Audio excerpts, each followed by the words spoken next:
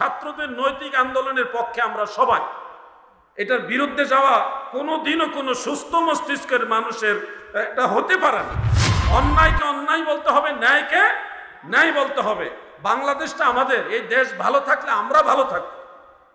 যারা আন্দোলন করেছে তারা আমাদেরই লোক, আমাদেরই সন্তান। আবার পুলিশ প্রশাসনে যারা আছে তারা কি মঙ্গল গ্রহ থেকে আসছে নাকি? তারাও তো আমাদেরই ফ্যামিলির কারো না কারো লোক।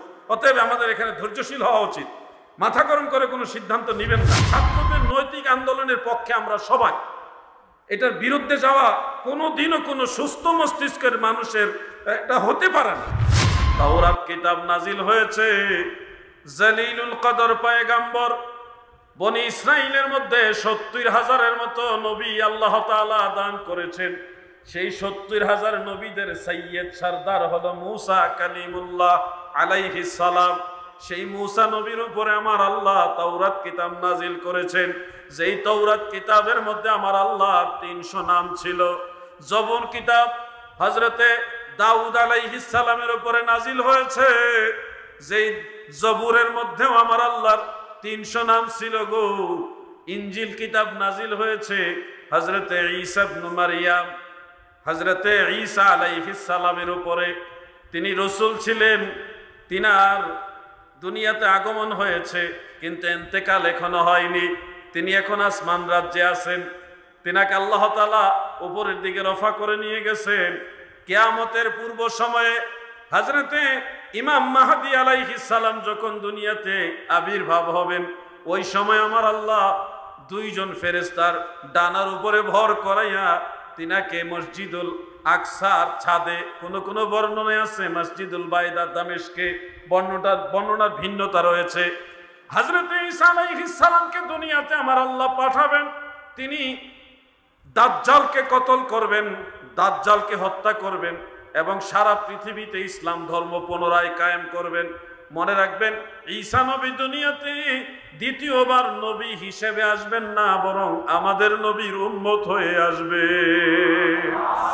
নবী তুমি ইমামুল আম্বিয়া, নবী তুমি ইমামুল আম্বিয়া, তোমার জন্যই বানায় আমার আল্লাহ এই সারাটা দুনিয়া গো। নবী নবী তুমি ইমামুল আম্বিয়া, বলুন নবী তুমি। ঈসা আলাইহিস সালাম দুনিয়াতে সারা পৃথিবীতে ইসলাম ধর্ম কায়েম করবেন। তিনি সর্বমোট একটা বর্ণনায় আছে ৪৫ বছর বেঁচে থাকবেন। কত বছর? ৪৫ বছর বেঁচে থাকবেন। তিনি বিবাহ শাদী করবেন, তিনার সন্তানাদিও জন্ম হবে। তারপর ওনাকে মদিনা মুনাব্বারায় আল্লাহর হাবিবের রওজা মুবারকের পাশে একটা খালি জায়গা এখনো আছে, ওইখানে ওনাকে দাফন করা হবে। সুবহানাল্লাহ। তিনি ইন্তেকাল হবেন। ভাই, সেই ঈসা আলাইহিস সালামের উপরে যেই কিতাব নাজিল হয়েছে, ছাত্র ভাইরা, যুবক ভাইরা বলুন তো ওই কিতাবের নাম কি? ইনজিল কিতাব। বলেন কি? বর্তমানে এটার নাম দিছে বাইবেল। বাইবেল যেটা বর্তমানে রয়েছে এটা কিন্তু অরিজিনাল ইনজিল না, এটা বিকৃত। তারা তাদের মতো পরিবর্তন করেছে। একমাত্র অবিকৃত হুবহু অবিকল কিতাব হলো আল কোরআন, যে কোরআনের হেফাজতকারী আল্লাহ। কিয়ামতের আগ পর্যন্ত এই কোরআনকে পরিবর্তন কেউ করতে পারবে না, কারণ এটার হেফাজতের দায়িত্ব নিয়েছে কে? সবাই বলেন কে? ইনজিল কিতাবে আমার আল্লাহর ৩০০ নাম ছিল। তাওরাতে ৩০০, জবুরে ৩০০, ইনজিলে ৩০০। কত হলো? ৯০০। আর আগে পাইছিলাম ২০০০। ৩০০০ নাম থেকে ২৯০০ মাইনাস করলে থাকে ১০০। এই ১০০ নামের মধ্যে ৯৯ নাম হলো কোরআনে, আর বাকি এক নাম। সেই এক নামকে বলা হয় ইসমে আজম। এই ইসমে আজম সহ সর্বমোট আমার আল্লাহ তাআলার ৩০০০ নাম। আপনারা যে কষ্ট করে বিসমিল্লাহ পড়েন, এই বিসমিল্লাহ যদি কেউ পড়েন, শিখেন, মান ক্বালাহা ওয়া আল্লামাহা ফাকান্নামা যাকারা কুল্লা আসমাই। কেউ যদি এই বিসমিল্লাহ শিখে এবং একবার হইল আল্লাহর উপর বিশ্বাস রেখে পড়ে, এই একবার বিসমিল্লাহ পড়ার উসিলায় 3000 নাম জপলে যেই সওয়াব, ওই সমান সওয়াব আমার আল্লাহ আপনাকে দান করবে। খেয়াল করে দেখেন, এই বিসমিল্লাহর মধ্যে 3টা নাম আছে। আল্লাহ তাআলার 3 নাম আছে কোরআন শরীফ, এই বিসমিল্লাহ শরীফে। বিসমিল্লাহ, এই যে আল্লাহ নাম আছে, বিসমিল্লাহির রহমানির রহিম, আল্লাহ রহমান রহিম, এই 3 নাম বিসমিল্লাহর ভিতরে। 3 নামের এত পাওয়ার, 3 নাম জপলে আপনার 3000 নাম জপার সমান হক আদায় হয়ে। এই জন্য বিসমিল্লাহ বেশি বেশি পড়ার চেষ্টা করবেন না ইনশাআল্লাহ? বলেন না ইনশাআল্লাহ? এগুলি আমাদের দৈনন্দিন জীবনের প্রয়োজনীয় আমল। প্রত্যেকটা পদে পদে আপনার এটা দরকার। প্রত্যেকটা নেক কাজের শুরুতে বিসমিল্লাহ পড়বেন, প্রত্যেকটা ভালো কাজের শুরুতে বিসমিল্লাহ পাঠ করবেন। তবে জবাই করার সময় সম্পূর্ণ বিসমিল্লাহ পড়া জায়েজ নাই। পশু জবাই করার সময়, হালাল পশু যখন জবাই করবেন, গরু জবাই হোক, খাসি জবাই হোক, পাঠা জবাই হোক, মুরগি জবাই হোক, যে কোনো পশু, হালাল পশু জবাইয়ের সময় সম্পূর্ণ বিসমিল্লাহির রহমানির রহিম বলা জায়েজ নাই। মনে থাকবে কেন জায়েজ নাই? পশু জবাই করা এটা রহমের কাজ না, মেহেরবানির কাজ না, এটা কঠোরতার কাজ, এটা একটা নির্দয়ার কাজ। এজন্য রহমান এটা দয়াল। রহমান শব্দের অর্থ হলো দয়াময়, দয়ালু। রহিম আরো বেশি দয়ালু।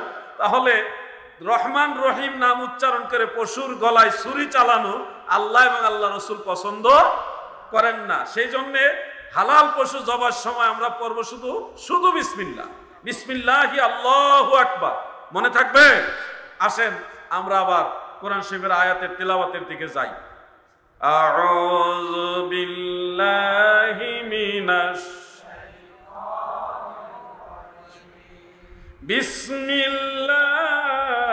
বিসমিল্লাহির। এত ফজিলত শুনাইলাম, বিসমিল্লাহর আওয়াজই বাড়লো না। বিসমিল্লাহর আওয়াজ তো বাড়বে, যেহেতু এটা একটা ফজিলত জানলেন, অনেকে জানেন অনেকে জানেন না, জানছেন, তার মানে এটা আন্তরিকতা বাড়বে না? আপনাদের আন্তরিকতা কি কমছে নাকি? তাহলে আওয়াজ যে কমে গেল। আরেকটা ফজিলত শুনেন, এটাও তাফসিরে রুহুল বায়ানের মধ্যে উল্লেখ। মেরাজ রজনীতে আল্লাহ রসুল সাল্লাল্লাহু আলাইহি ওয়াসাল্লাম যখন ঊর্ধ্বগমন করছেন, উপরের দিকে যাচ্ছেন, যাইতে যাইতে যাইতে যাইতে এমন একটা জগতে আল্লাহ তাআলা দয়াল নবীজিকে নিলেন, সাথে হযরতে জিবরিল আমিন ফেরেশতা সহ। ওখানে গিয়ে দেখেন আল্লাহ পাকের কুদরতে বিশাল বড় এক গাছ, বিশাল বড় এক গাছ। এই গাছের চতুর্দিকে 4টা নদী বের হয়েছে, নালা বেয়ে 4টা নদী চতুর্দিকে ছড়িয়েছে, বের হয়েছে। একটা নদী দিয়ে আল্লাহ পাকের দয়ায় জান্নাতি পানি প্রবাহিত হচ্ছে, আরেকটা নদী দিয়ে জান্নাতি মধু প্রবাহিত হচ্ছে, আরেকটা নদী দিয়ে জান্নাতি দুধ প্রবাহিত হচ্ছে, আরেকটা নদী হলো শারাবান তাহুরা, যেটাকে বলা হয় জান্নাতি পানীয়। মদ না কিছু আলেম এবারত বুঝে না, অথবা কিতাবের যে মূল মাহাত্ম্য এটা না বুঝে মদ আছে, নাউজুবিল্লাহ। এটা পবিত্র পানীয়, যেটা জান্নাতি বান্দাদেরকে আল্লাহ তাআলা পান করাবেন। পবিত্র পানীয় সমূহের মধ্যে অন্যতম হলো হাউজে কাউসারের পানি। কাউসারের পানি পান করার ইচ্ছা আছে কিনা? এই শারাবান তাহুরাম এবং মধু, জান্নাতি দুধ এবং পানি, 4 জাতের জিনিসের 4টা নদী এই গাছের গোড়া থেকে নালা বেয়ে প্রবাহিত হয়েছে। এই 4টা নদী গাছের গোড়া থেকে আসলো। নবীজি প্রশ্ন করলেন, ভাই জিবরিল, এটার মাহাত্ম্য কি, আমাকে বলো। জিবরিল বলে, ইয়া রাসূলুল্লাহ, আসেন আমি আপনাকে এই গাছের গোড়ায় নিয়ে যাই। তখন দেখেন গাছের গোড়ায় জান্নাতি পাথর দিয়ে, অনেক জান্নাতি পাথর, যা মানুষের কল্পনাতেও আসবে না, কত সুন্দর। জান্নাত এত সুন্দর যে মানুষ কোনোদিন কল্পনা করতেই পারবে না যে কত সুন্দর। কোন চোখ সেই সৌন্দর্য এখনো দেখেনি আল্লাহর হাবিব বা বিশেষ কিছু আল্লাহর বান্দা ছাড়া। আমরা যারা আছি, কোন চোখ জান্নাতের সৌন্দর্য এখনো দেখিনি, কোন কান এখনো জান্নাতের পরিপূর্ণ সৌন্দর্যের কথা শোনেনি, বিশেষ কিছু আল্লাহর বান্দা ব্যতীত। যাই হোক, সেই জান্নাতি পাথর দিয়ে এই গাছের চতুর্দিকে ওয়াল করা, দেয়াল করা, একটা জায়গায় একটা দোয়ার খোলা, একটা দোয়ার লাগানো, কিন্তু দোয়ার মধ্যে তালা লাগানো। নবীজি বলে, জিবরিল গো, আমাকে এই দরজা খুলে ভিতরে নিয়ে যাও। জিবরিল আমিন বলে, ইয়া রাসূলুল্লাহ, নবী গো, এই দরজার তালার চাবি আমার কাছে নাই, আমি জিবরিলের কাছে চাবি নাই, এই চাবি ওগো দয়াল নবী আপনার কাছে আছে। আপনি যদি আপনার পবিত্র জবানে একবার শুধু পাঠ করেন, বিসমিল্লাহির রহমানির, আপনার পবিত্র জবান মুবারক দ্বারা একবার পাঠ করলেই তালা খুলে যাবে। নবীজি পাঠ করার সাথে সাথে তালা খুলে গেল, দরজা খুলে গেল। আল্লাহর হাবিব আমাদের দয়াল নবী জিবরিল আমিন সহ সেই দরজা দিয়ে গাছের ভিতরের দিকে প্রবেশ করলেন, এবং দেখেন গাছের নিচে আমার আল্লাহ জান্নাতি অনেক সুন্দর, অনেক সুন্দর, অনেক সুন্দর চারটা পিলার বা খুঁটি, বা কি বললেন আপনাদের এলাকায়, খুঁটি তো বলে নাকি, চারটা খুঁটি আল্লাহ তাআলা এইভাবে সোজাভাবে দাঁড় করিয়ে রেখেছেন। প্রতিটা খোলা খুঁটির গোড়া থেকে পানিগুলি, দুধগুলো, মধু এবং শারাবান তাহুরা, এগুলি বের হয়ে আল্লাহর কুদরতে ওই নালাগুলির সাথে গিয়ে মিশতেছে। ওই প্রত্যেকটা খুঁটির গায়ে আমার আল্লাহ সুন্দরভাবে লিখে রেখেছেন, বিসমিল্লাহির রহমানির। এই বিসমিল্লাহ শরীফ প্রতিটি খুঁটির মধ্যে লেখা দেখে আমার নবীজি জিজ্ঞাসা করলেন, ভাই জিবরিল গো, এই খুঁটির মধ্যে বিসমিল্লাহ কেন লেখা? মনে রাখবেন, নবীজি প্রশ্ন করার অর্থ এই না যে নবী জানে না, বরং নবী জিজ্ঞাসা করার অর্থ হলো এটা একটা প্রেক্ষাপট তৈরি হওয়া, যেন উম্মতকে এইভাবে নবী জানাইতে পারে। কারণ আউয়াল আখেরের ইলম আল্লাহ তাআলা আমার নবীকে আগে দিয়ে দিয়েছে। উতীতুল ইলমাল আউয়ালিনা ওয়াল আখিরিন, আউয়াল থেকে আখের পর্যন্ত সমস্ত ইলম আল্লাহ তাআলা আমার নবীকে দান করেছে। সুবহানাল্লাহ বলেন। এখন জিজ্ঞাসা করার অর্থ হলো জিবরিলকে জিজ্ঞাসা করার একটা প্রেক্ষাপট তৈরি হলো। এই প্রেক্ষাপটটা আমার নবীজি সাহাবীদের জানাইলো, ওই বিষয়টা নবীজি জানাইতে পারলেন। প্রিয় ভাই আমার, জিবরিল আমিন বলে, ইয়া রাসূলুল্লাহ, নবী গো, প্রতিটি পিলারের উপরে বা খুঁটির উপরে যে বিসমিল্লাহির রহমানির রহিম লেখা, এর হাকিকত হলো আপনার উম্মতেরা যদি এই বিসমিল্লাহির রহমানির রহিম, এই তাসমিয়া শরীফের আমল নিয়মিত করে, এটা পাঠ করে, আমার আল্লাহ হাসরের ময়দানে আখিরাতে এই চার জাতের শারাবান তাহুরা, দুধ, মধু এবং জান্নাতি পানি সবগুলি একসাথে করে এমন এক সুস্বাদু পানীয়, এমন এক সুস্বাদু পানীয় তাদেরকে পান করাবে যে জান্নাতে যাওয়ার আগ পর্যন্ত কোনোদিন তাদের পিপাসা লাগবে না। এই জন্য বিসমিল্লাহ শরীফের অনেক ফজিলত। এই ফজিলতের দিকে তাকিয়ে হলো যে কোনো ভালো কাজের আগে সম্পূর্ণটা পড়ার চেষ্টা করবেন। যদি নাও পারেন অন্ততপক্ষে বিসমিল্লাহ বলে কাজটা শুরু করবেন। পারবেন না ইনশাআল্লাহ? যুবক ভাইরা, ছাত্র ভাইরা বলেন, পারবেন কিনা ইনশাআল্লাহ?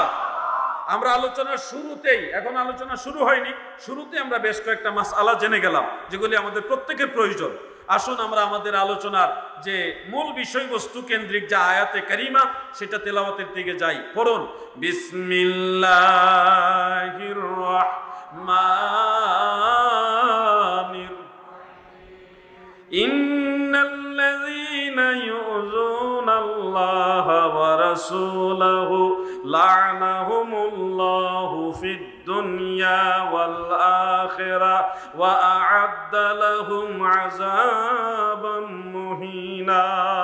আমার আল্লাহ বলেন, দুনিয়ার বান্দা বান্দিরা শোনো, যারা আমি আল্লাহ এবং আমার রাসূলকে কষ্ট দেও, আল্লাহকে কষ্ট দেওয়ার তফসির সম্পর্কে তফসিরে খাজানের মধ্যে উল্লেখ, যারা আল্লাহর আউলিয়াদেরকে কষ্ট দেয়, আল্লাহর ওলিদেরকে কষ্ট দেওয়ার হাকিকত হলো তারা আমার আল্লাহকে কষ্ট দিল। নাউজুবিল্লাহ। এই জন্য কোনো ওলি আল্লাহকে আঘাত করে কথা বলা যাবে না।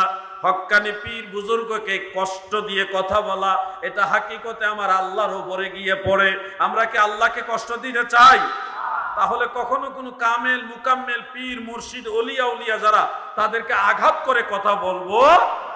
ভাই বন্ধুরা আমার আল্লাহ তাআলা বলেন যারা আমি আল্লাহকে এবং আমার রাসূলকে কষ্ট দেয় তাদের উপরে লানত, লানাহুমুল্লাহু ফিদ দুনিয়া ওয়াল আখিরা, দুনিয়া আখিরাতে তাদের জন্য আমি আল্লাহর লানত। নাউজুবিল্লাহ বলেন। কিছু কিছু জায়গা আছে, এই জায়গাগুলি আপনারা বুঝে রাখবেন, যেই জায়গাগুলিতে নাউজুবিল্লাহ বলতে হয়। অনেকে না বুঝে সব জায়গায় সুবহানাল্লাহ বলে, সব জায়গায় সুবহানাল্লাহ বলা যাবে না। কিছু কিছু জায়গা আছে নাউজুবিল্লাহ বলতে হবে।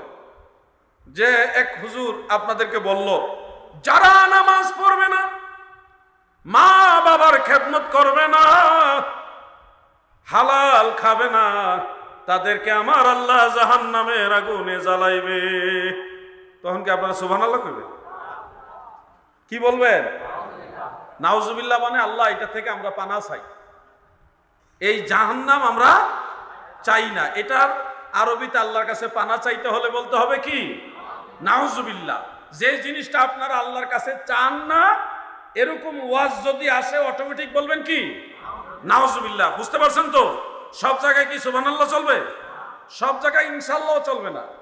ইনশাআল্লাহ কিছু কিছু জায়গা আছে বলা জায়েজ নাই। যেমন আপনাকে যদি কেউ প্রশ্ন করে আপনি কি মুসলমান, তখন আপনি ইনশাআল্লাহ আমি মুসলমান, এখানে ইনশাআল্লাহ বলে আপনি মুসলমান বলতে পারবেন না, জায়েজ নাই। আপনি বলতে হবে অবশ্যই আমি মুসলমান, আলহামদুলিল্লাহ না, অবশ্যই। মানে আপনি শিওর দিতে হবে আপনি মুসলমান, আপনার ইমানের ব্যাপারে আপনার শিওর হইতে হবে। অবশ্যই মানে কি? আপনি শিওর। অবশ্যই মানে কি? বেশক আমি মুসলমান, কোনো সন্দেহ নাই আমি মুসলমান, কোনো সন্দেহ ছাড়া আমি মুসলমান। এখানে ইনশাআল্লাহ আমি মুসলমান বলা যাবে। আমি আপনাদের প্রশ্ন করি, প্র্যাকটিক্যাল শিখে নেন, আপনারা উত্তর দিবেন। আমি প্রশ্ন করি, আপনারা উত্তর দেন। আপনারা কি মুসলমান? ওই ভাই কইছে না। আবার জিজ্ঞাসা করি, আপনারা কি মুসলমান? অবশ্যই মুসলমান, কোনো সন্দেহ নাই, কোনো সন্দেহ নাই। এখানে ইনশাআল্লাহ বলা যাবে। মাসালাগুলি মনে থাকবে তো আপনাদের? এগুলি ছোট ছোট মাসালা কিন্তু অনেক গুরুত্বপূর্ণ, এগুলি কাজে লাগবে, প্রত্যেকের বেলায় কাজে লাগবে।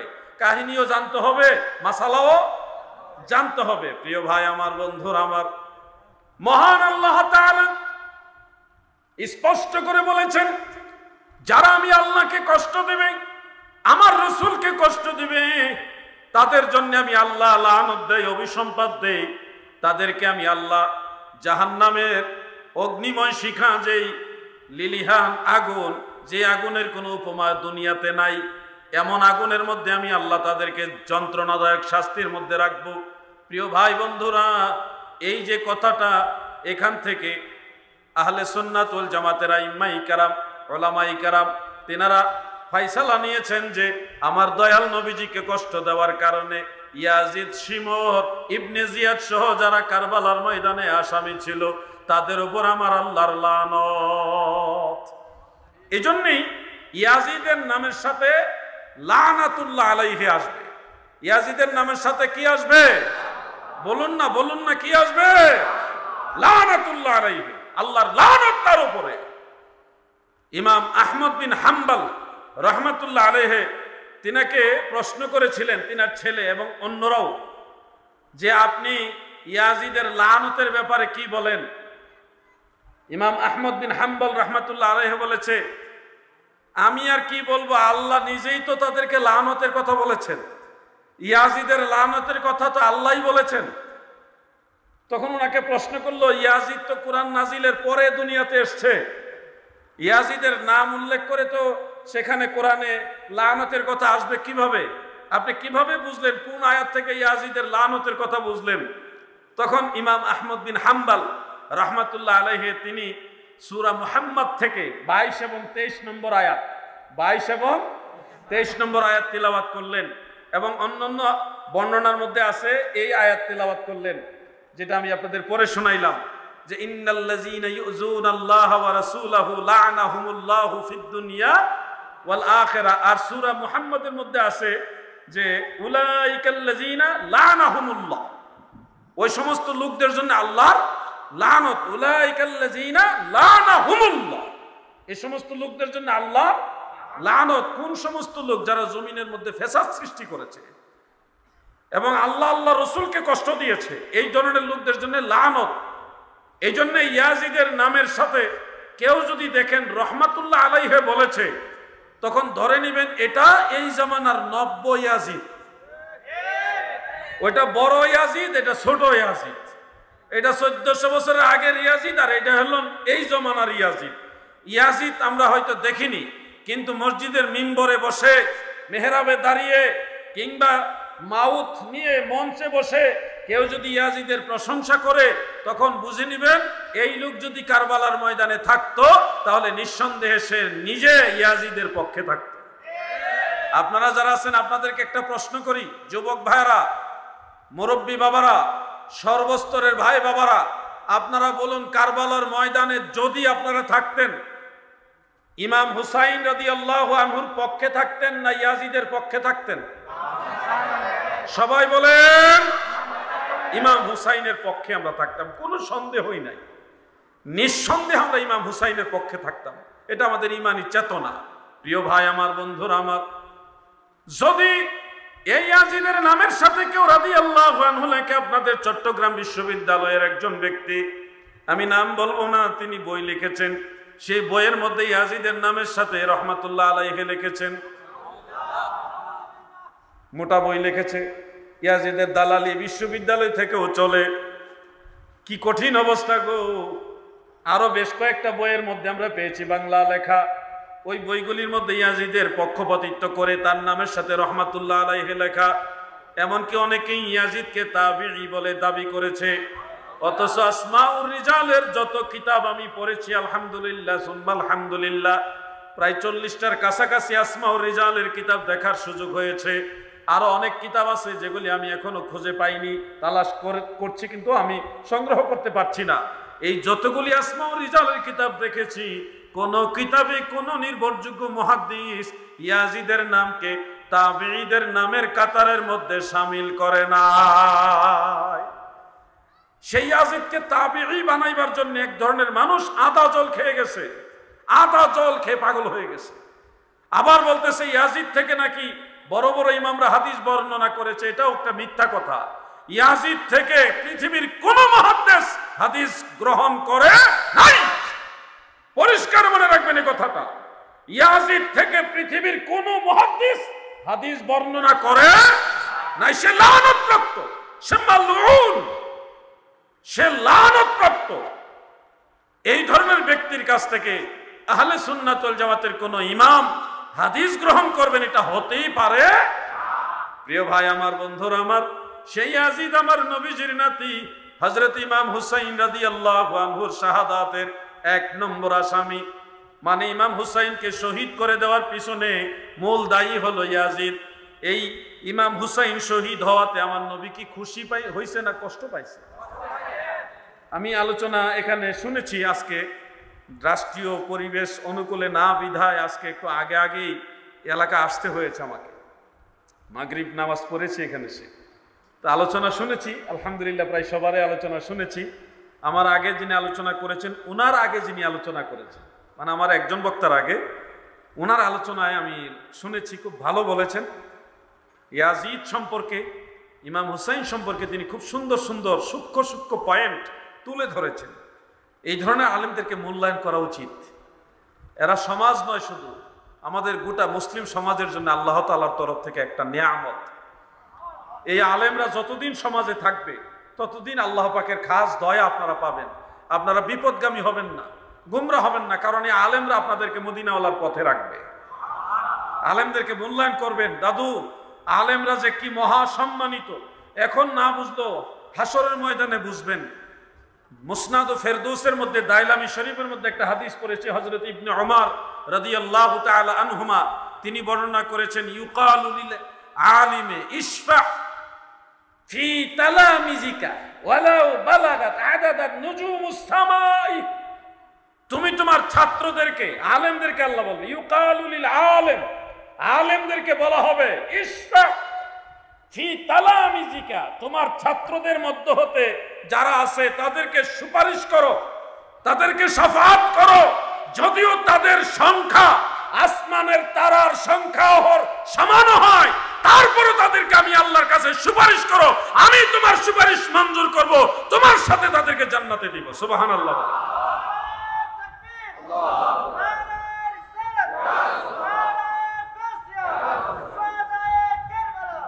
এই আলেমদেরকে মূল্যায়ন করবেন।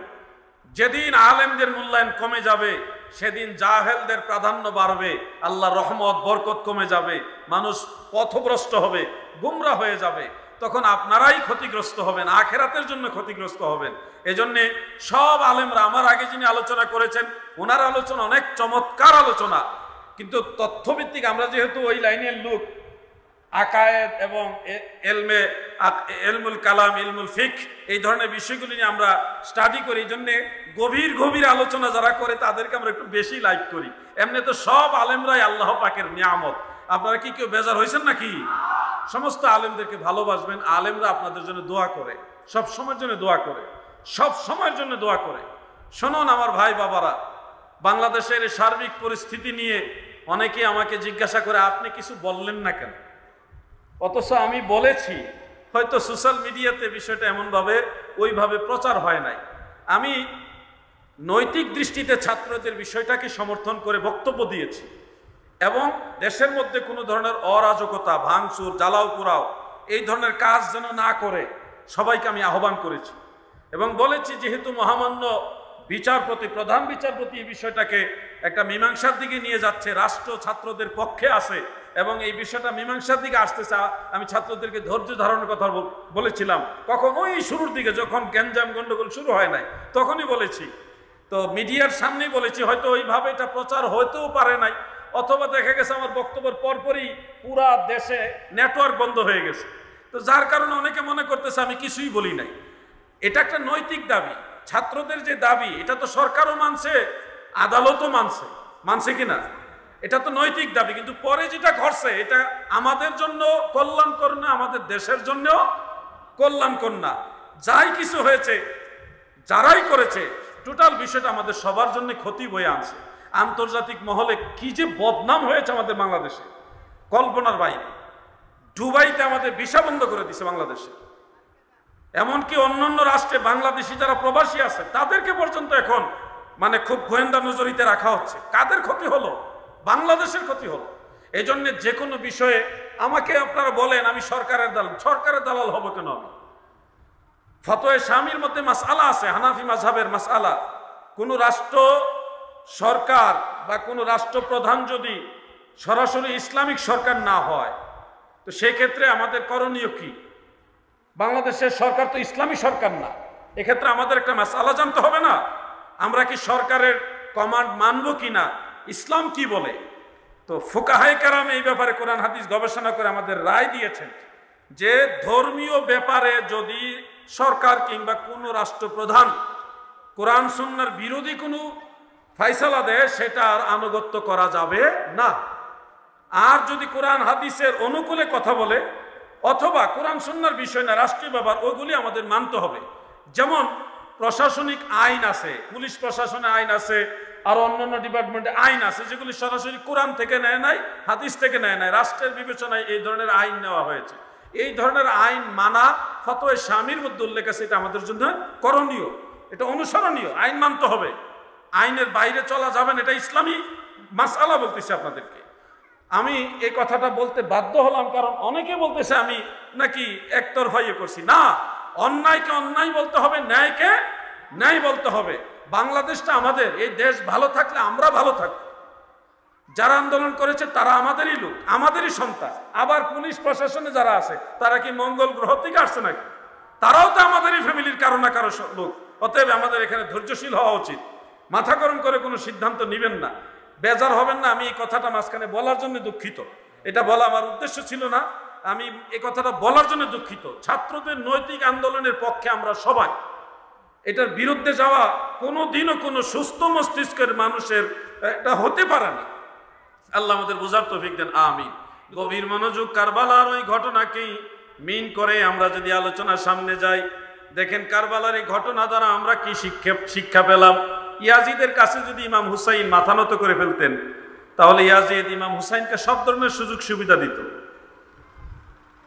পক্ষান্তরে কি হতো, বায়াতে রসুল, যেটা রসুলে পাকের আমানত, এই জিনিসটা আজীবনের জন্যে এই যে স্বাধীন একটা পথে অগ্রসর, এটা পুরো বিষয়টা নষ্ট হয়ে যেত। হক এবং সঠিক যে নিয়ামত, আল্লাহর হাবিবের আমানত, বায়াতে রসুলের পবিত্রতা, জান দিয়ে গর্দান দিয়ে এই জমিনের মধ্যে যিনি টিকিয়ে রেখেছেন, তিনি হলেন ইমাম হুসাইন রাদিয়াল্লাহু আনহু। ঠিক কিনা বলে? সেই ইমাম হুসাইন রাদিয়াল্লাহু আনহু কারবালার ময়দানে জান দিয়েছেন, কিন্তু ঈমান দেয় নাই, ইয়াজিদের কাছে বায়াত গ্রহণ করেন নাই।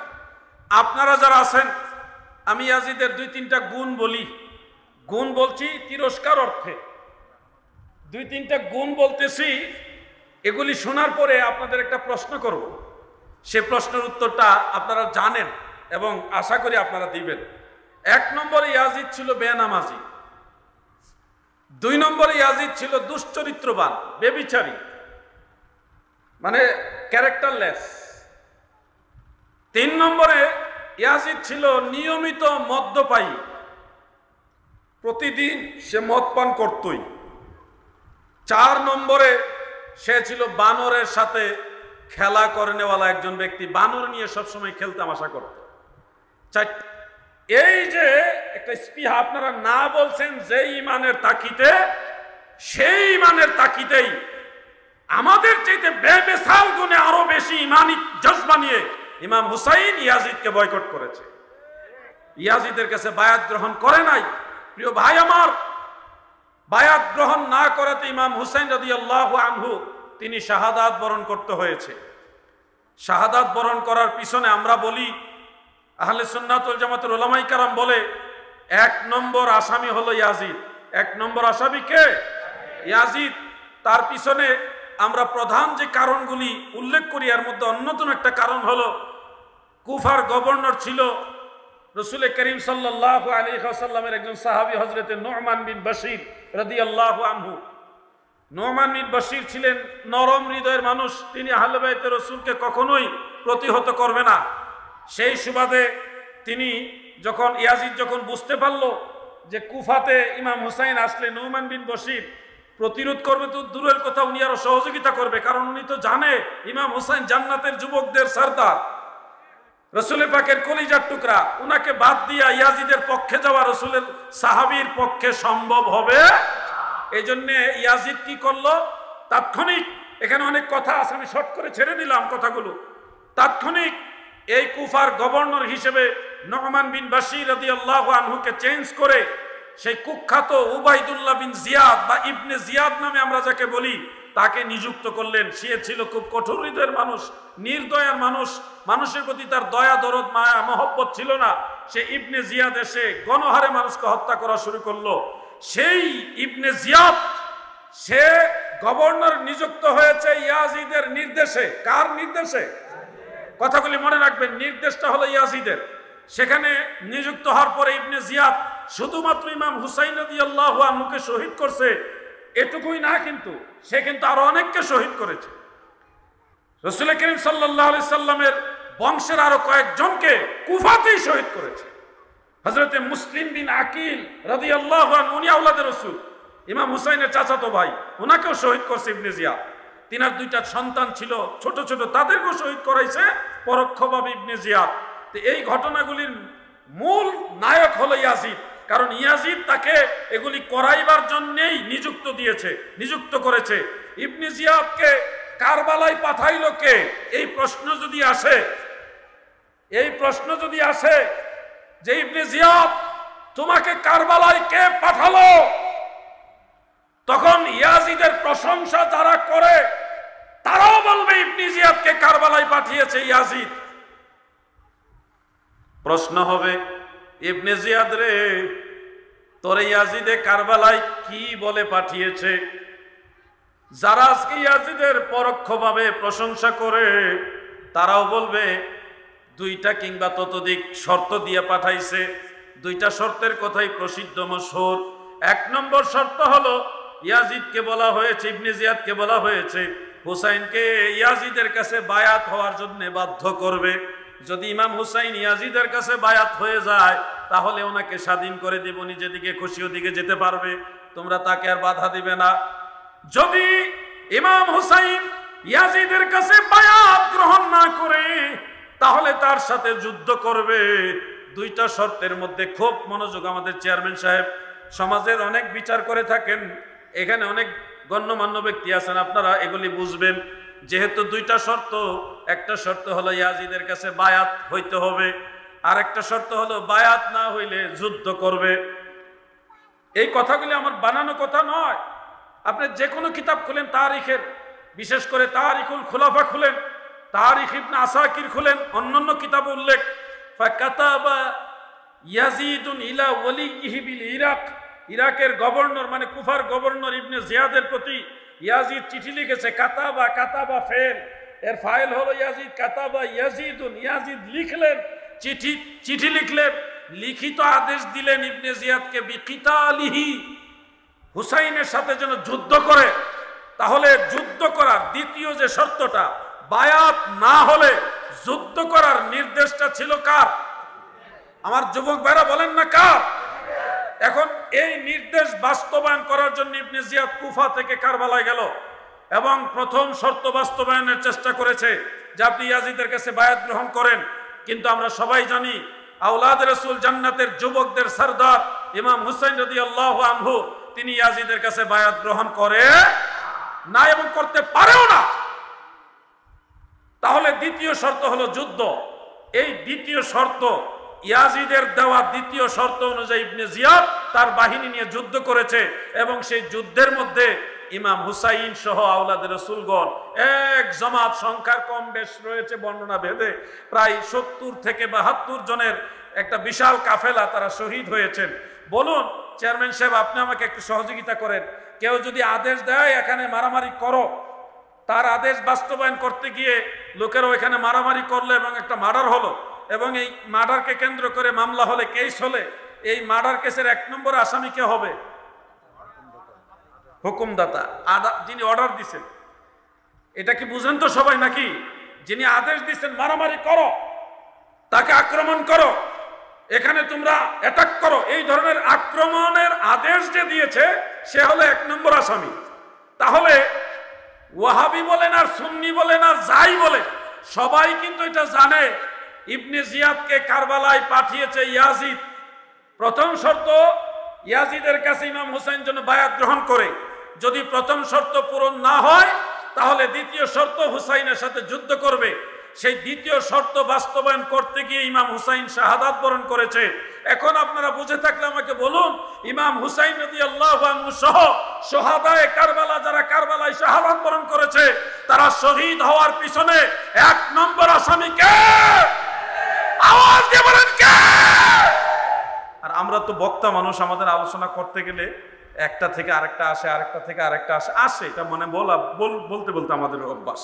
আর বিষয়বস্তুর সাথে মিল রেখে আমাকে কথাগুলি বলতে হচ্ছে। কারবালার যে শেষ পরিণতিটা কি হয়েছে, এই পরিণতিটা বলার আগে কারবালার মূল পয়েন্টটা আমি নিয়ে আসলাম। দায়ী কারা, দোষী কারা?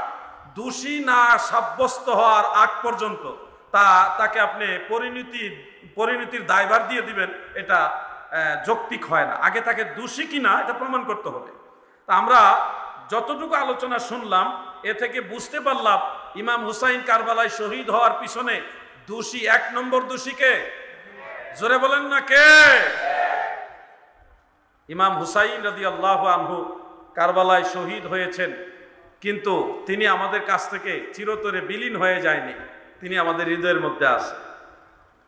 কারবালায় ইমাম হুসাইন শহীদ হয়ে আমাদের কাছে ইসলামকে তাজা রেখেছেন, জিন্দা রেখেছেন। না হয় আজকে আওলাদে ওলি বা এই যে হক্কানি পীর মাশায়েখ যিনারা আছেন সারা পৃথিবীতে, ওনাদেরকে আপনারা পাইতেন না। হযরতে জৈনুল আবিদিন রাদিয়াল্লাহু আনহুর মাধ্যমে পরবর্তীতে বায়াতে রসুল ইমাম হুসাইন রাদিয়াল্লাহু আনহু থেকে জৈনুল আবিদিন হয়ে এই শাখা প্রশাখা হয়ে ইমাম হুসাইনের সে নিয়ামত কিন্তু আল্লাহর ওলিদের সিনা মুবারকের ভিতরে আছে। বায়াতের 2টা ধারা, কারবালার ময়দানে গিয়ে বায়াতের 2টা ধারা হয়ে গেছে। একটা গেছে এজিদের ধারা হয়ে, আরেকটা গেছে ইমাম হুসাইনের ধারা হয়ে। এখন আপনারা কোন ধারা চান? আওয়াজে বোঝা যায় এজিদের ধারাও চান। এজিদের ধারা আমরা চাই না, এবং সেটা এখন নাইও। সারা পৃথিবীতে কোথাও রাষ্ট্রীয় পর্যায়ে খলিফা আপনি পাবেন না, মুসলিম খলিফা পাবেন না, এবং তিনার কাছে সারা পৃথিবীর মুসলমানরা বায়াত হচ্ছে, এই সিস্টেমই নাই।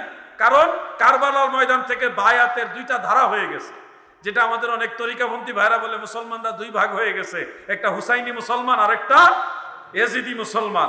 আসলে বিষয়টা এরকম যে বায়াতের দুইটা ধারা হয়েছে, একটা হুসাইনি বায়াত আর একটা ইয়াজিদি বায়াত। হুসাইনি বায়াত যেটা, এটা হলো পীর মাশায়েখের বায়াত। ওই জৈনুল আবিদিন রাদিয়াল্লাহু আনহুকে অসুস্থ শরীরে ইমাম হুসাইন শাহাদাত বরণের আগে দাঁড় করাইছেন। হে জৈনুল আবিদিন, তুমি দাঁড়াও। আপনারা কি জানেন জৈনুল আবিদিন রাদিয়াল্লাহু আনহুর আসল নাম কি? আপনারা কয়ে দিলে তো হইব না, আমি ওনাদের একটু টুকা দিই যেন ব্রেইনটা একটু কাজ করে। কারণ এই ধর্মীয় বিষয়গুলি নিয়ে আমাদের একটু ব্রেন একটু খাটাইতে হবে। আমরা মুসলমান হিসেবে আমাদের মেইন কিছু বিষয় আছে, এগুলি জানতে হবে। জৈনুল আবিদিন রাদিয়াল্লাহু আনহুর মূল নাম হলো আলী। বলেন, নাম কি? আলী। এই নামটা মনে রাখবেন। ওনার উপাধি হলো জৈনুল আবিদিন। আবেদিনদের উনি জিনাত। এবং ইমাম হুসাইন রাদিয়াল্লাহু আনহুর আরো দুইজন সন্তান আছে, তাদের নামও আলী। একজন হলো আলী আকবর, আর একজন আলিয়ে আসগার। আর মাঝখানে জৈনুল আবিদিন হলো আলিয়ে আওসাত। এগুলি পাবেন তাজকিরাতুল হুফাজের মধ্যে। ইমাম যাহাবী রাহমাতুল্লাহ আলাইহি এই বিষয়গুলি উল্লেখ করেছেন। প্রিয় ভাই আমার, জৈনুল আবিদিন রাদিয়াল্লাহু তাআলা আনহু, তিনাকে দাঁড় করাইয়া ইমাম হুসাইন বুকের সাথে বুক লাগাইয়া সিনা থেকে সিনার ভিতরে এলমের যে নূর, এলমে মারিফত ট্রান্সফার করাইয়া বায়াতের সে পবিত্র দায়িত্ব দিয়েছে। জৈনুল আবিদিন গো, আমার দয়াল নবীজি আমার নানাজারের সেই নিয়ামত তোমার মাঝে আমানত রেখে গেলাম। কিয়ামত পর্যন্ত তোমার মাধ্যমে আমার দয়াল নবীজির সেই মারিফতের নূর বিচরণ করতে থাকবে। আমি গুনাহগার সিরিয়াতে হযরতে জৈনুল আবিদিন রাদিয়াল্লাহু আনহু যেই রুমের মধ্যে জেলখানায় বন্দী হয়ে নামাজ পড়েছিলেন, সেখানে যাওয়ার সুযোগ পেয়েছিলাম। আজও পর্যন্ত ওই রুমের কাছে গিয়ে যদি কেউ দাঁড়ায়, দাঁড়ানোর সাথে সাথে জৈনুল আবিদিন রাদিয়াল্লাহু আনহুর ছোঁয়া লাগায়, ওই জায়গা থেকে এখনো ব্যতিক্রম ধর্মী একটা মিশক আম্বরের সুগন্ধি ঘ্রাণ পাওয়া যায়। আল্লাহ যদি কখনো সুযোগ দেয়, সিরিয়ায় যাবেন। সিরিয়ার রাজধানী দামেস্কে উমাইয়া মসজিদ, যেটা উমাইয়া মসজিদের কেবলার দিকে বরাবর, কেবলার বাম দিকে একেবারে শেষ মাথায় একটা ছোট্ট রুম আছে, ওটার মধ্যে ওনাকে বন্দি রাখা হয়েছিল। যে গজলটা আমি শুরুর দিকে বলেছি, ইমাম হাসান শহীদ জহরেতে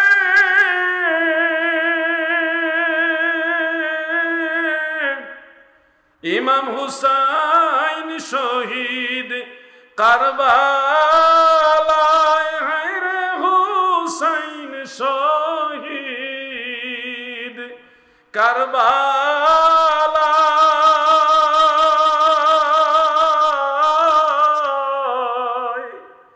জৈনুল আবিদিন বন্দী হইল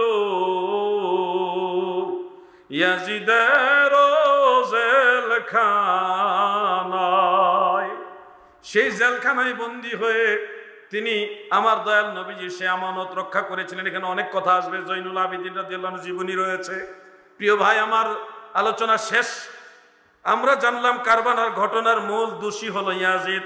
এবার আমরা জানবো কারবালার যারা দোষী ব্যক্তি ছিল তাদের শেষ পরিণতি কি, যেটা আমার সাবজেক্ট।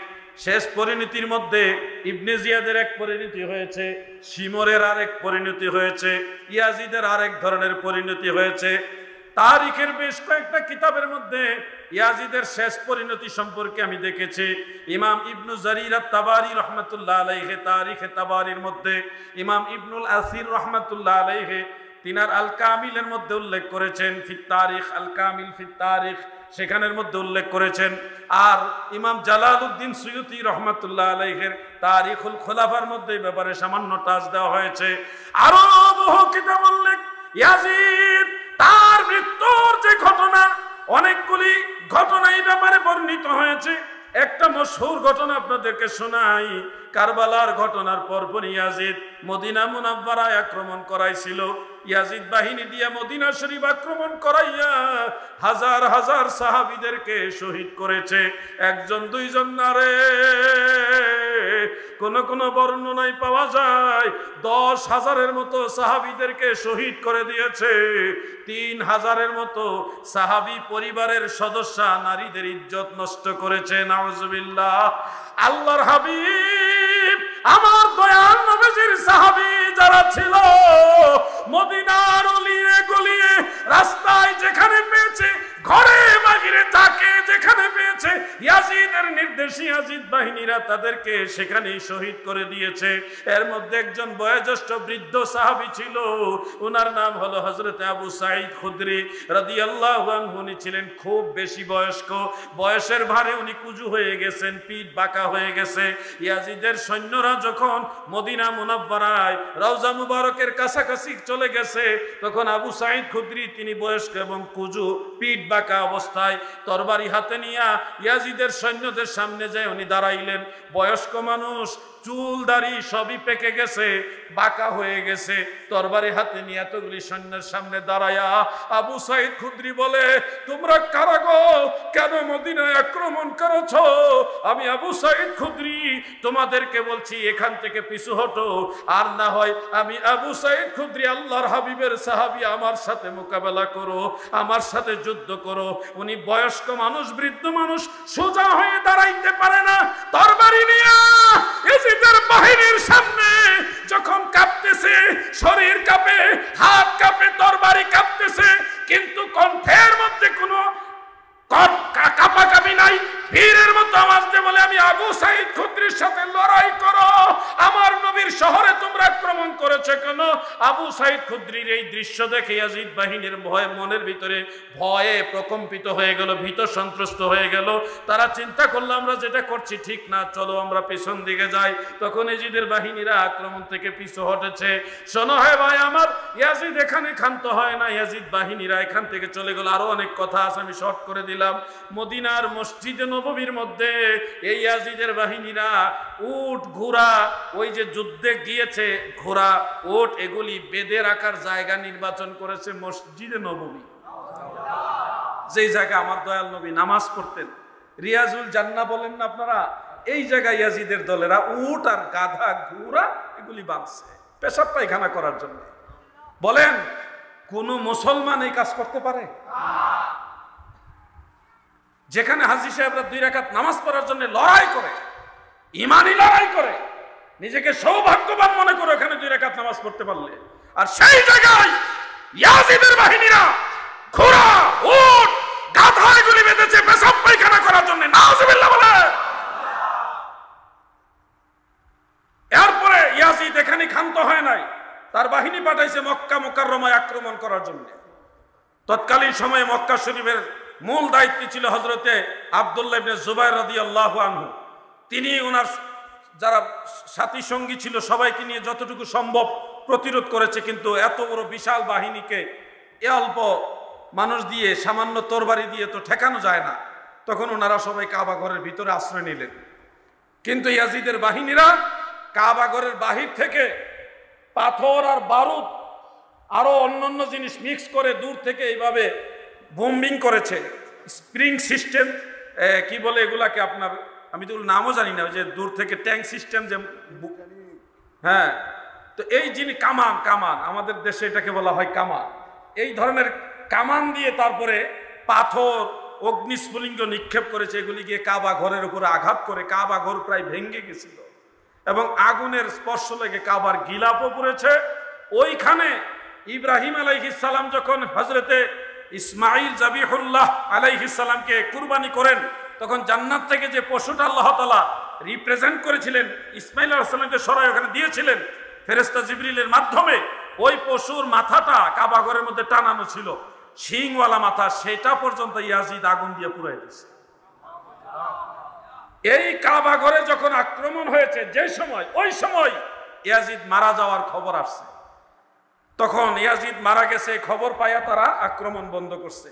শুনুন ইয়াজিদ কেমনে মারা গেছে। কারবালার ঘটনার পরেই ইয়াজিদের অজানা এক রোগ হয়েছে। সেই রোগ হলো সে সবসময় পানির পিপাসায় ভুগত, কিন্তু পানি খাইতে পারত না, মদ খাইত, পানি সে গিলতে পারত না। অজানা এক রোগ, এটা কোনো হেকিম ডাক্তারে এই রোগের ওষুধ বের করতে পারে নাই। পানির পিপাসা, ওই যে ফুরাত নদীর পানি বন্ধ করে দিয়েছিল, এই জন্য আল্লাহ তাআলা তার রিজিক থেকে পানি টোটাল বন্ধ করে দিয়েছে। এই পানির পিপাসা, এই অবস্থায় সে দীর্ঘদিন চলতে চলতে সে এমন এক বদচরিত্রবান ছিল, সে এক নারীর প্রেমে লিপ্ত হয়েছে। সেই নারীর সাথে গোপনে দেখা করার জন্য ঘোড়ার উপর সাওয়ার হয়ে রওনা দিছে। এইদিকে মরে মরে ভাব, পানি না খাইতে মরে মরে ভাব। এই অবস্থায় সে যাচ্ছে এক নারীর সাথে গোপনে সম্পর্ক করার জন্য। ঘোড়ার উপরে সাওয়ার হয়ে বানর লইয়া রওনা দিছে, মদের বোতল লইয়া। যাইতে যাইতে ওই নারীর সাথে এক এলাকায় গেছে যেখানে অতিরিক্ত ঠান্ডা। ওইখানে ঠান্ডার স্পর্শ পেয়ে ওই নারীর কাছাকাছি যাওয়ার পরেই সে অসুস্থ হয়ে মাটিতে পড়ে গেল। আর ওই নারী ছিল আহলে বাইতের প্রেমিক, ইমাম হুসাইন রাদিয়াল্লাহু আনহুর পক্ষে। আরবের নারী যারা ছিল তৎকালীন, নারী পুরুষ বালক বালিকা সবার কাছে অস্ত্র থাকতো। ওই নারী চিন্তা করলো আমার নবীর আওলাদের দুশমন ইয়াজিদ, তাকে আর দেরি করা যাবে না। তখন ওই সময় ইয়াজিদকে জাহান্নামে পাঠায় দেওয়া হয়েছে। ওই মহিলা তাকে এখানে কতল করেছে, কতল করে ওখানে ফেলে দিয়ে আসছে। ওইখানে বেশ কিছুদিন তার লাশ পড়ে আসিল। তো অন্যরা খুঁজে পায় না ইয়াজিদের লাশ কই, ইয়াজিদ কোথায় মারা গেল, লাশ খুঁজে পায় না। পরে অনেক কষ্ট করে লাশ খুঁজে পায়া দামেস্কের মসজিদ, যেটা বাবুস সাগির যে কবরস্থান, এই কবরস্থানের এক কোনায় আইসা ইয়াজিদকে দাফন করছিল। মানুষ যখন জানতে পারছে এটা ইয়াজিদের কবর, তখন মানুষ যাওয়ার সময় একটা থুতু আর একটা জুতার বাড়ি, আসার সময় আরেকটা থুতু আরেকটা জুতার বাড়ি, গণহারে জুতার বাড়ি চলতেছে। এমন জীবন গঠন করেন যেন মানুষের দোয়া পান, এমন জীবন গঠন করেন না যে মানুষের বদদোয়া জুতার বাড়ি পান। একজন কবি বলেছিলেন, এমন জীবন করিও ঘটন, মরিলে হাসিবে তুমি, কাঁদিবে ভুবন। এমন জীবন করিও না ঘটন, মরিলে কাঁদিবে তুমি, হাসিবে ভুবন। খুব কষ্ট লাগে একজন মানুষ মারা গেলে যখন আরেকজন মানুষ আলহামদুলিল্লাহ বলে। এটা কিন্তু খুব কম কষ্টে বলে না। কেন বলে? আলহামদুলিল্লাহ তো এমনি এমনি বলে না। আমরা যেন, আমি মারা গেলে আরেকজন আলহামদুলিল্লাহ বলবে, এই সিচুয়েশনটা যেন তৈরি না হয়, এই ধরনের সম্পর্ক যেন মানুষের সাথে আমার তৈরি না হয়, এদিকে অবশ্যই খেয়াল রাখা উচিত। একজন মুসলমান মারা গেলে আমরা বলবো ইন্না লিল্লাহি ওয়া ইন্না ইলাইহি রাজিউন, কিন্তু আমরা দেখছি একজন মানুষ মারা গেলে আরেকজন আলহামদুলিল্লাহ বলতেছে। এটা কিন্তু দিনাদিনি রাতারাতি হয়েছে না, নিশ্চয়ের মধ্যে কোনো না কোনো কারণ আছে। কারণটা আমাদের খুঁজে বের করতে হবে, ওই কারণটা দূর করতে হবে। সম্পর্ক মানুষের সাথে আরো ঘনিষ্ঠ করতে হবে, ভালো সম্পর্ক করতে হবে। যেন আপনি মারা গেলে আলহামদুলিল্লাহ না বলে ইন্নালিল্লাহ বলে। আর যদি আলহামদুলিল্লাহ বলে তাহলে বুঝতে হবে নিশ্চয়ই আপনি মানুষগুলোকে এমন কষ্ট দিচ্ছেন যে কষ্টের কারণে আপনার মারা যাওয়ার পরও তারা ইন্নালিল্লাহ বলতে পারতেছে না। কেন এই কথাটা বলছি? যারা বুঝার বুঝছেন, কিন্তু আমি চাই আমরা মানুষের সাথে ভালো সম্পর্ক করব, সুসম্পর্ক তৈরি করব। আল্লাহ তৌফিক দেন, সবাই বলে না আমিন। ওই বাবু সগিরে ইয়াজিদের কবর চিহ্নিত হওয়ার পরে মানুষের জুতার বাড়ি আর থুতু গণহারে যখন চলছে, তখন কবরস্থানের কর্তৃপক্ষ দেখলো কবরস্থানের পরিবেশ নষ্ট হয়ে যেতেছে। শুধু ইয়াজিদ এখানে শুয়ে আছে তা তো না, এখানে হযরত বেলাল রাদিয়াল্লাহু আনহু শুয়ে আছে, রাসূলের মুয়াজ্জিন। এখানে দয়াল নবীজির দুইজন স্ত্রী শুয়ে আছে। কয়জন? দুইজন রাসূল পাকের স্ত্রী, উম্মুল মুমিনিন হযরত উম্মে সালামা রাদিয়াল্লাহু তাআলা আনহা, হযরত উম্মে হাবিবা রাদিয়াল্লাহু তাআলা আনহা, রাসূল পাকের দুইজন স্ত্রীর মাজার এখানে। আরো অনেক সাহাবী এবং তাবিঈ যারা সর্বজন পরিচিত, যাদের কথা বলে শেষ করার মতো নয়, এনাদের মাজার হলো এই কবরস্থানে, আর এর পাশে হলো ইয়াজিদ। এই বেঈমান মালউনের কারণে এখন দেখা গেছে পরিবেশ, কবরস্থানের যে একটা পবিত্রতা বা সুন্দর পরিবেশ, এটাই নষ্ট হয়ে গেছে। খালি জুতার বাড়ি চলে আর থুতু চলে। আপনারাও যদি ইয়াজিদের কবর পাইতেন, কিছু একটা কি করতেন না? কম দামি জুতা হইলে একটা বাড়ি দেওয়ার চেষ্টা করতেন। হুজুরে কয়টা তুলে ফালাই দিতাম। আর ওই সময় মানুষ কি করছে শুনুন, ওই সময় তার লাশটা তুলছে এখান থেকে, কবরস্থানের কর্তৃপক্ষ লাশ তুলছে, মানে কি আড্ডিগুলি তুলছে, তুইলা নিয়া একটা রাতের বেলায় অপরিচিত জায়গায় দাফন করছে, তাও রেহাই নাই। মুখতার এসে ওই হাড্ডি সহ ইয়াজিদের কঙ্কাল তুলছে, তুইলে এটার জবাই করছে। মুখতার এসে এটার জবাই করছে এবং তার যত প্রকার শাস্তি দেওয়া দরকার সমস্ত শাস্তি কঙ্কালের উপর দিয়ে চালাইছে। মুখতার সাখাফি, সালাফি না সাখাফি, তো সালাফি তো আহলে হাদিস বানাই দিলেন। মুখতার সাখাফি প্রথমে সে খুব ভালো আশেকে রাসূল আহলে বাইতের প্রেমিক ছিলেন, শেষে উনি নবী দাবি করে ফেলছিলেন, যার কারণে একটা সমস্যা হয়ে গেছে। এটা হলো একটা অহংকারের কারণ। উনি ভালো যোদ্ধাও ছিলেন, এমন যোদ্ধা ছিলেন জানেন, উনি এখান থেকে লাভ দিয়া 10-12 জন মানুষের ওইখানে চলে যেতে পারতেন, মানে শত্রু আক্রমণ করার চিন্তা করার আগেই শত্রু শেষ। অনেক বেশি বড় হইলে অহংকার এসে যায়, যে হুজুর বলতেছে মুখতারের ভিতরে এই জিনিসটা মানে কেস করেছিল, যার কারণে সে এত বড় বিশাল একটা ভালো কাজ করা সত্ত্বেও ইবনে জিয়াদের শাস্তিও সে কবর থেকে তুলে দিছে, শিমরের শাস্তিও সে দিছে, আরো যারা আছে সবার শাস্তি, যে কবরতে লাশ তুললে শাস্তি দিছে। এতগুলি ভালো কাজ করার পরেও শেষ পর্যন্ত এই একটা কাজ, আল্লাহ আলাম, আল্লাহ ভালো জানে কেন এটা হলো, আল্লাহ এটা উত্তম ফয়সালাকারী। তো আমি আপনাদেরকে আরেকটা মাসালা বলি, আলোচনাটা শেষ করতেছি। অনেক সময় আমরা দেখি, আমরা কথায় কথা বলি আল্লাহ মালুম, আল্লাহ মালুম বা আল্লাহ ভালো জানে, এই কথাটাকে আমরা বুঝাইতে যাই বলি আল্লাহ মালুম, কিন্তু আল্লাহ মালুম বলা যাবে না, জায়েজ নাই, গুনাহ হবে এটা বললে। বলতে হবে আল্লাহু আলাম, আল্লাহু আ'লাম, ইসমে তাফজিল ব্যবহার করতে হবে।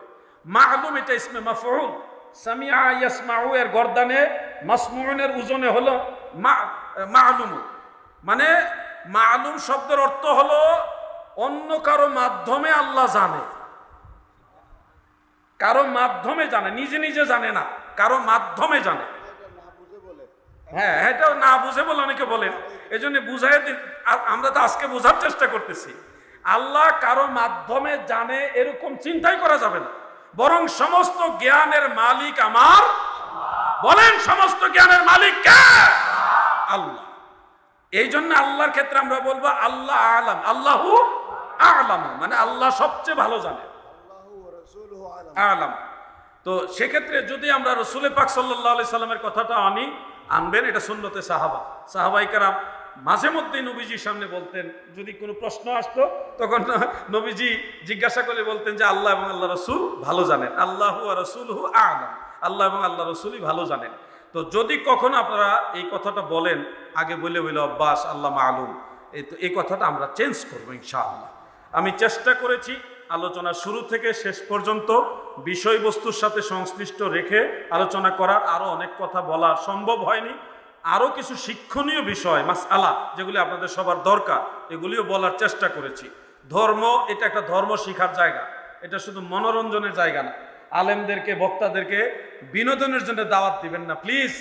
অবশ্যই আপনাদের ধর্মীয় গুরুত্বপূর্ণ ঘটনাগুলি জানা দরকার আছে, কিন্তু আপনারা বক্তা দাওয়াত দেওয়ার সময় কোন বক্তা ওয়াজ করলে বেশি মজা লাগে ওইটার চেয়ে কোন বক্তার আলোচনার মধ্যে ধর্ম বেশি শিখতে পারবেন ওইটা গুরুত্ব দিবেন।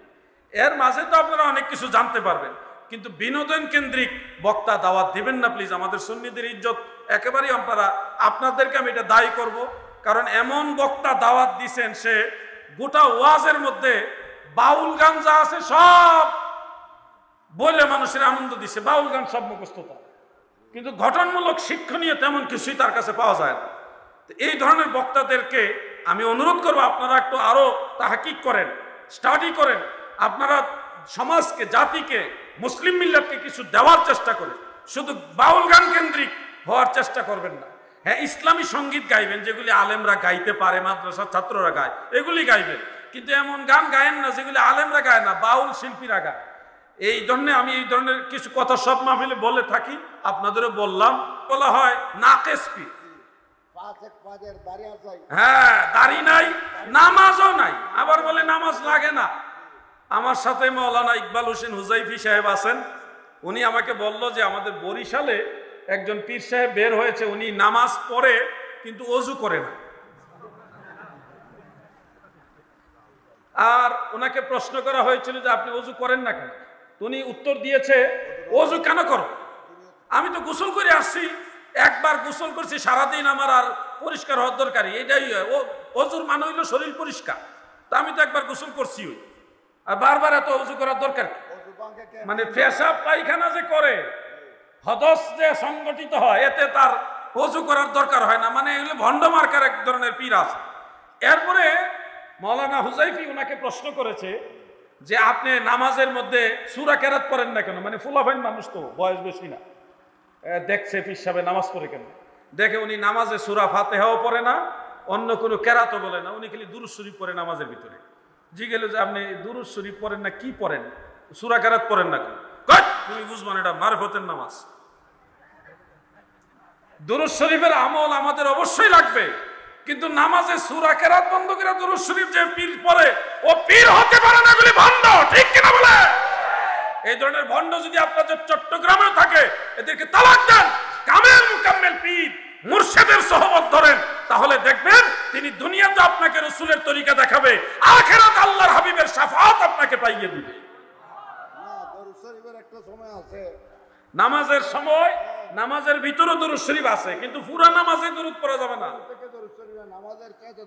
হ্যাঁ, নামাজের শেষে দুরূদ শরীফ এটা নির্ধারিত। এখন এটা বাদ দিয়ে যদি আলগা আবার দুরূদ শরীফ পড়েন, তাহলে নামাজ শেষ। নামাজের কাইফিয়াতের উপর হাত দেওয়া যাবে না। হ্যাঁ, কোনটা কোন জায়গায় পড়তে হবে এটা ফিক্স করা। কেউ বাড়াইতেও পারবে না, কমাইতেও পারবে না। এখন কেউ যদি আত্তাহিয়াতু পাঠের পরে যে দুরূদ শরীফ, ওইটা তো আছেই, এখন সূরা ফাতিহা বাদ দিয়া নামাজে দাঁড়ায় দুরূদ শরীফ পড়া শুরু করছে, তাইলে এটা কি হবে? হবে না। এটা বেশি, মানে এক লাইন বেশি আর কি। এই জন্য আপনারা সতর্ক থাকতে হবে। চট্টগ্রামে আমি জানি ভেজাল পীর আছে, আমি কাউকে নাম মেনশন করে কখনই বলি না, আজকেও বলবো না, শুধু আপনাদের বলবো সতর্ক থাকবেন।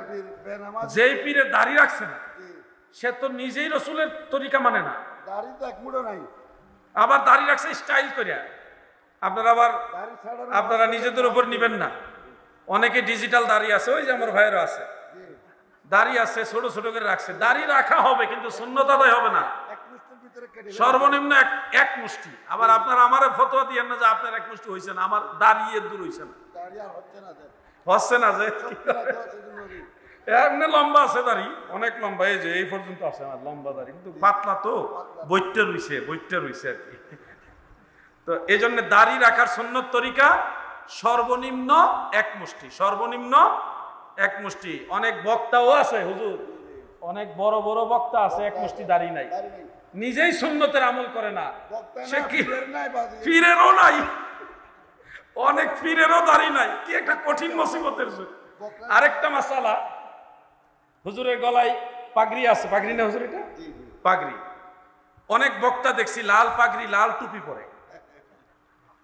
হানাফি মাযহাবের এটা একেবারে সর্বজন বিদিত মাসআলা। ফতোয়া বাহারুর রায়কে, ফতোয়া আলমগীরিতে, ফতোয়া শামিতে বহু কিতাবে এটা স্পষ্ট উল্লেখ, পুরুষ লোকের জন্য লাল রঙের পোশাক ব্যবহার করা মাকরুহ, মুতলাকান মাকরুহ, মানে মাকরুহে তাহরিমা, এটা গুনার কাজ। বক্তা নিজেই জানে না লাল পাগড়ি পরা মাকরুহ, লাল পোশাক পরা মাকরুহ, লাল টুপিও পরে, লাল পাগড়িও পরে, সে নিজেই তো সুন্নতের আমল জানে না।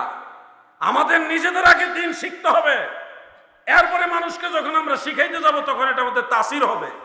আমি নিজেই যদি বিসমিল্লাহর আমল না করি, আপনাদেরকে যদি আমল করতে বলি, তখন এই কথার মধ্যে তাসির থাকবে না। আমি নিজেই যদি ইনশাআল্লাহ অথবা অবশ্যই নিশ্চয় বেশক এই শব্দগুলির আমল বা আলহামদুলিল্লাহ, সুবহানাল্লাহ, জায়গা মতো নাউজুবিল্লাহ, এগুলি যদি আমি নিজে আমল না করে আপনাদেরকে বলি, কথাগুলির তাসির হবে না। আমি নিজে আগে আমল করতে হবে, তখন আপনাদের বললে কথাগুলির তাসির হবে। এই জন্য আপনাদের বলছি, অনেক বক্তা আছে যারা নিজেরও দিন বোঝে না, খালি মাসালা বলতেছে উল্টা পাল্টা কি কয়। আজকে হুজুরের ওয়াজ শুনতেছে, কুমিল্লার এক হুজুর ওয়াজ করতেছে, কেউ যদি আল্লাহকে আলেম বলে সে কাফের হয়ে যাবে। অথচ আল্লাহর 99 নামের এক নাম হলো আলেম। কি আছে না, আলিমুল গায়বি ওয়াশ শাহাদাতি, আছে না ভাই? আল্লাহর 99 নামের এক নাম হলো আলেম, আলিমুল। দেখবেন আপনারা নিজেরা মোবাইলে দেখে নিন প্রয়োজন। আর উনি ওয়াজ করতেছে, কেউ যদি আল্লাহকে আলেম বলে, জ্ঞানী বলে, জ্ঞানী মানে আলেম, আলেম বলে, জ্ঞানী বলে, তাহলে সে কাফের হবে। তার যুক্তি কি? বেশি মহব্বত দেখায়। হ্যাঁ, অতি ভক্তি সুরের লক্ষণ, বেশি মহব্বত দেখাইতে যায়। হ্যাঁ, তো এই জন্যে ওনার একটা যুক্তি আমি দেখলাম, উনি বলতেছে জ্ঞানী হইল জ্ঞান অর্জন করে জ্ঞানী হয়, আর আল্লাহ তো জ্ঞান অর্জন করে জ্ঞানী না। এটা কিন্তু যুক্তি, এটা কিন্তু কোনো গ্রামাটিক্যাল ব্যাখ্যা না। আর এই যুক্তিটাও কোনো কিতাবে আমরা পাই নাই। কিতাবুল আন্দাজে থাকতে পারে, কিতাবুল আন্দাজে থাকতে পারে। হ্যাঁ, আল্লাহর ব্যাপারে হুজুর বলতেছেন কোন যুক্তি চলবে?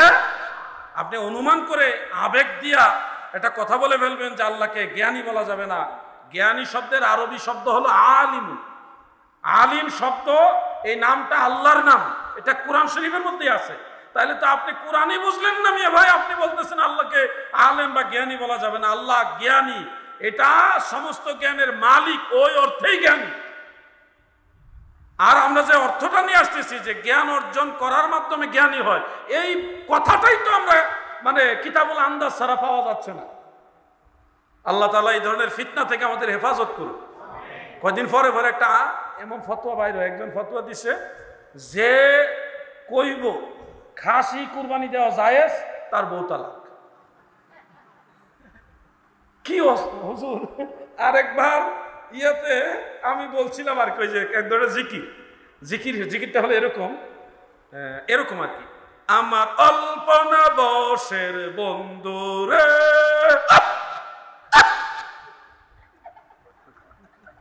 আরো জানে কি আমি পারি না, অল্পনা বয়সের বন্ধুরে কয়ে উনি এমন এমন ভঙ্গিতে জিকির করতেছে, আর জিকিরের লফজগুলি হয় এরকম, হু, এটা কইলে তো বুঝতাম যে আল্লাহকে জমির শব্দ দিয়া মিন করতেছে।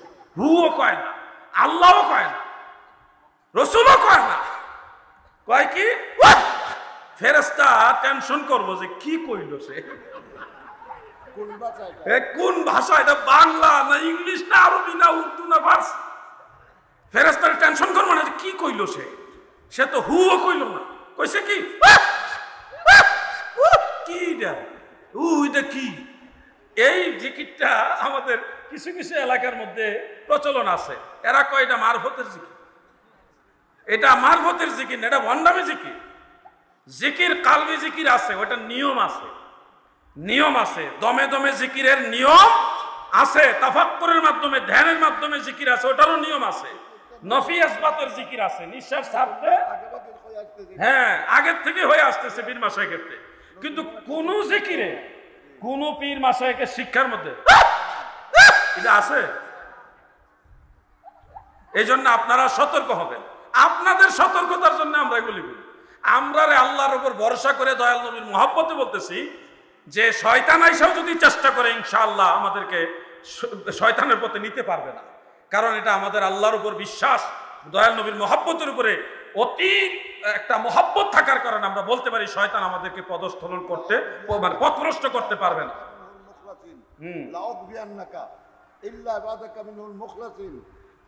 যারা মুখলিস বান্দা, এটা তো কোরআন শরীফের সূরা হিজরের মধ্যে আছে, ইন্না ইবাদি লাইসা লাকা আলাইহিম সুলতান। অনেক আয়াত আছে ব্যাপারে, হাদিস শরীফ আছে। কিছু কিছু আল্লাহর বান্দা আছে তাদেরকে শয়তানে ডরায়, তাদের কাছে যাইতে পারে না। কারণ হ্যাঁ, আর ইনাদের কাছে এমন কিছু অস্ত্র আছে, ওই বান্দাদের কাছে এমন কিছু অস্ত্র আছে, এটা যদি ছুঁড়ে শয়তান, বাংলা একবারে খাস বাংলায় হলো, বায়ু ছাড়তে ছাড়তে একবারে সাগরের মাঝখানে যাইতেছে, ওখানে গিয়ে পলাইতে হয়, এখানে আশেপাশে থাকতে পারে না। এমন অস্ত্র আছে আলেমদের কাছে। তো এগুলি আপনাদের শিখতে হবে, আপনারাও আমল করতে হবে। একটা আমল বলেই ওয়াজ শেষ করতেছি, সে আমলটা হলো আপনারা সবাই পারেন কিন্তু সবসময় আমল করেন না। একবার বলেন লা হাওলা ওয়ালা কুওয়াতা ইল্লা বিল্লাহ। এটা কি শিখাইতে হবে না পারেন? এই আমলটা, এই শব্দটা একবার শুধু আল্লাহকে খেয়াল করে অন্তর থেকে যখন দেখতেছেন কোনো একটা ঝামেলা হইতেছে, সিদ্ধান্ত সমস্যা হচ্ছে, কোনো একটা টেনশনে পড়ে গেছেন বা একটা হেজিটেশনে আছেন, অথবা একটা গুনার কাজের দিকে যাওয়ার সম্ভাবনা আছে, আল্লাহর দিকে খেয়াল রেখে একবার অন্তত ঠোঁট জিহ্বা নাইরা বলেন লা হাওলা ওয়ালা কুওয়াতা ইল্লা বিল্লাহ। শয়তান হাজার চেষ্টা করে আপনাকে পথভ্রষ্ট করতে পারবে না। ভক্তি রাখতে হবে। হ্যাঁ, এখান থেকে আল্লাহর প্রতি একটা বিশ্বাস। আযান দিলেও শয়তান হ্যাঁ, দৌড়াত। কিন্তু সব মানুষে এই ফিতনা থেকে বাঁচতে পারে না, কারণ তাদের অন্তরে ওই ভক্তি নাই। এই ভক্তি রাখতে হবে অন্তরে। সবাই জানে। কিন্তু ওই যে প্রথম কথা হইলো পড়ার সময় খেয়াল করবেন কার দিকে? আল্লাহর দিকে খেয়াল কইরা যে আল্লাহ আমি টেনশনের মধ্যে আছি, বিপদে আছি, পেরেশানিতে আছি, বা সিদ্ধান্তহীনতায় ভুগতেছি, কি করব, কি করণীয়, অথবা একটা কাজে যাইতেছেন, এটা গুনার কাজ না ভালো কাজ, সিদ্ধান্ত নিতে পারছেন না, তখন আল্লাহর উপরে বিশ্বাস রেখে আল্লাহর দিকে খেয়াল করে আপনি একবার হলো লা হাওলা ওয়ালা কুওয়াতা ইল্লা বিল্লাহ এটা পাঠ করবেন।